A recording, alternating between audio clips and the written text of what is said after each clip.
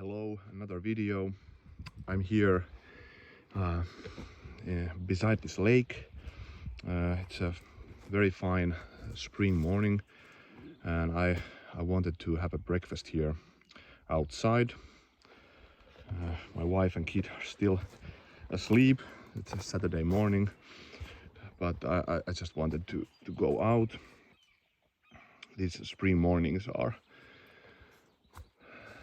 really the best. This lake, it's called Stone Lake. It's a small lake, just one example of lakes here nearby. It's okay for fishing, not the best. I did catch my record perch here, like my all-time record perch last spring. Also, springtime is one of the top seasons for perch fishing here. You can fish it all the year, and then all the way up to late autumn, and of course ice fishing, but I don't do ice fishing that much. Yeah, I can actually show the picture of the perch here.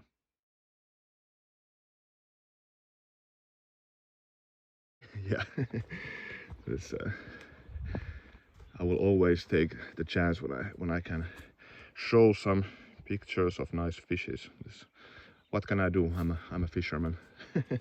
Yeah, maybe I will break the record this year. This is actually not the best lake for that. There's better lakes, but it's okay. There's also quite big pikes. Okay, but I will search a nice place to eat, and I will continue. So I have a very special knife to show. Okay, so I found a nice place here to have my breakfast, and this is the knife I wanted to show you. This is a insanely rare knife. This is a Puukko style knife made by the legendary J.P. Peltonen, the maker of the Sissipuukko. I just brought this also with me just to show this Puukko.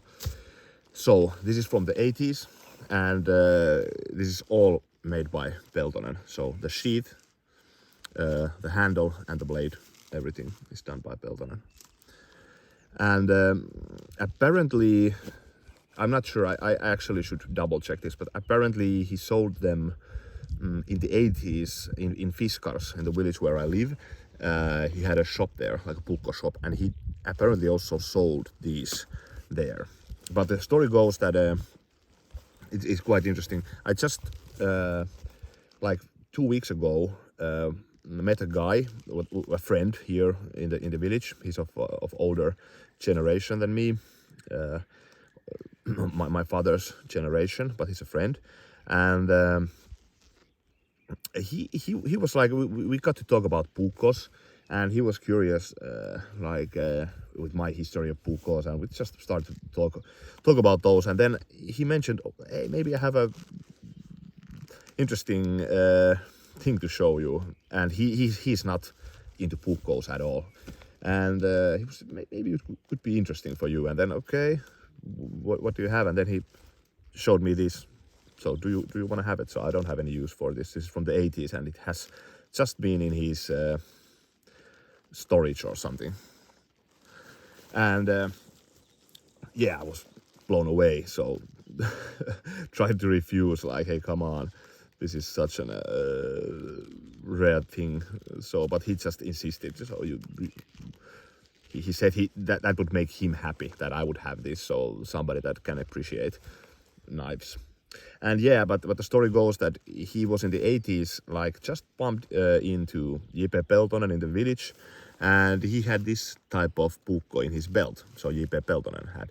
And then this friend of mine, he just asked, like, where do you buy these? And Peltonen said, this is, I made this. This is made by me. And then the friend just asked Peltonen, can you do one for me? I pay anything you want. And so Peltonen did. So this is made specifically to this friend of mine, and it has the initials still here. And apparently he made them also a bit more, and he sold them in the village shop that he had. He had a puukko or knife shop in Fiskarsu village in the 80s. So this is the story. It's kind of amazing, really. And what an amazing sheath, by the way, also. This holds the knife beautifully. So everything is handmade. It looks rough. It looks rough, but I love the blade geometry. Actually, it's very nice. It's kind of convex type.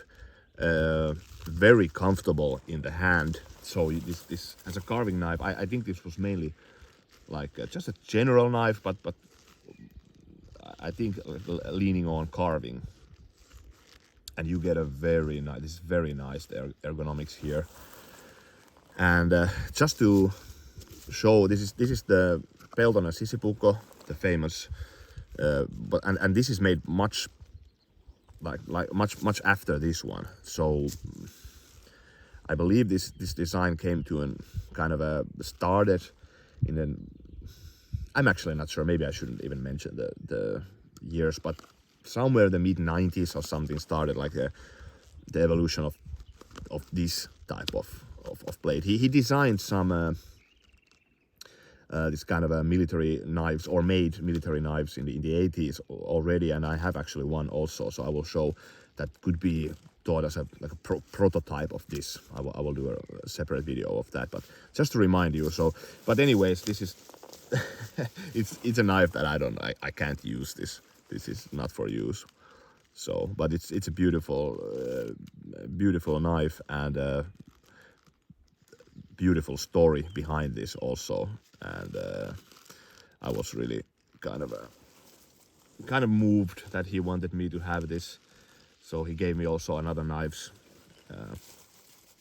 He just said that he doesn't like the idea that they will just collect dust somewhere. So he wanted to give it to somebody who appreciates them, and is also from the village and everything. So yeah, but anyways, this is I'm really impressed with this. It's of course I'm impressed with the fact that this really is like so rare knife from the 80s made by Peltonen, because this is one of my favorite knives. This really is.